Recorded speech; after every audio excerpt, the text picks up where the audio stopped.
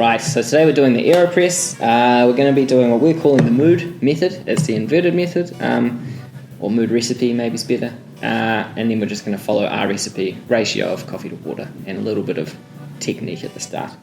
So just intro the AeroPress. I'm sure a lot of you have seen it. If you haven't, it's a really cool coffee apparatus. Basically, you put all the coffee and water in here, put this cap on top, and then it filters it, and you get your coffee at the end.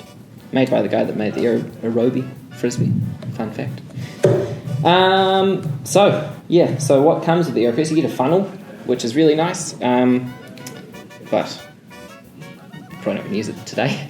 So here's going to have that. Papers in here. So you take your papers and then you get the stirrer, which is really nice, but you can use a knife or a spoon at home too. So for the inverted method, what you want to do is just start with I don't know what you'd call it, the pushing part, the press part, just underneath the floor. Take your cap and get a filter paper there, and then like every kind of coffee filter method, we'll just give it a rinse. And you can use your hands, but it gets a bit hot, so just rinse in the cup, just like that. So we've got boiled water here. Today I've got 25 grams of coffee. We're using the Big Zinger, nice natural coffee from Nicaragua. I think like it gives a really nice juicy kind of full-bodied cup when you use this method, and naturals are great for that. So 25 grams of Big Zinger. There we go. And then, so just give that a shake, flatten it off. So for what we're going to do is make a slurry, or like a very, we call viscous, like sludge of coffee with water. So we're only going to try and put it in the same amount of water as coffee, maybe a little bit more. The idea with that is to not really extract anything and just let the coffee degas. So just pour on 30 grams. There. Start your timer. And then the beauty of the inverted method is you can quite aggressively stir it around, which is what I'm doing now. And we'll just do that for 30 to 45 seconds. This method is what I do at home, and like when I'm at home, I'm not really being too fussy about the recipe. So it's just about making it simple.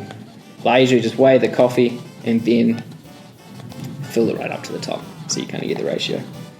So this is quite fresh. I think it was 2 weeks ago that it was roasted. So I'm going to give it 45 seconds of stirring. And you can tell that the aromas kind of change when you're doing this. It gets a bit sweeter towards the end. And then because you get all this coffee stuck to here, just pour on that, wash that off, and fill it right up to the top.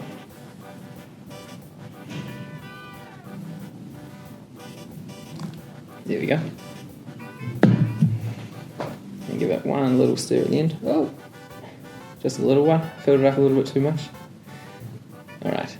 And then you take your filter and cap and just chuck that on top here. So this is where it gets a bit tricky. You can have a few accidents and a few spills. The most important thing is just to make sure you hold the base, and the push apart. And so you take what you're brewing into, chuck it on top, flip it all over together, move your scale so you're right in the middle, and then we'll just leave that for another kind of 20 seconds. So at 2 minutes we're going to actually finally push down. And when you're pushing down, that's a good indication of whether you ground it too coarse or too fine. It shouldn't be super hard. I mean, you're going to need to use a little bit of force, but it shouldn't be too easy, it shouldn't be too hard. And now it's the moment of truth, 2 minutes. So just pushing down. And this is going to make quite a concentrated brew. So we're going to do something called the bypass at the end, which is just to add a dash of water. I'm going to eyeball it. And it's just that you do it on taste. If it tastes very bitter, that's usually because the coffee is too strong. So you just want to dilute it. So Yeah, and you just want to go until you hear the hissing.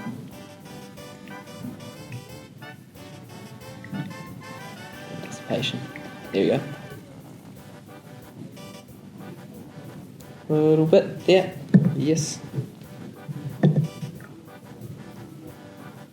Shake off any excess. Add your dash of water.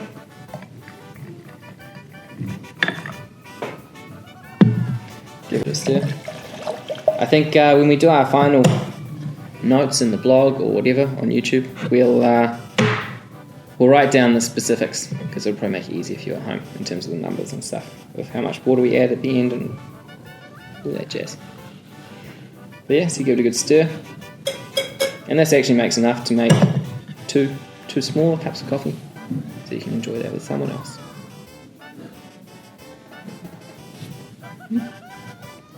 Nice one.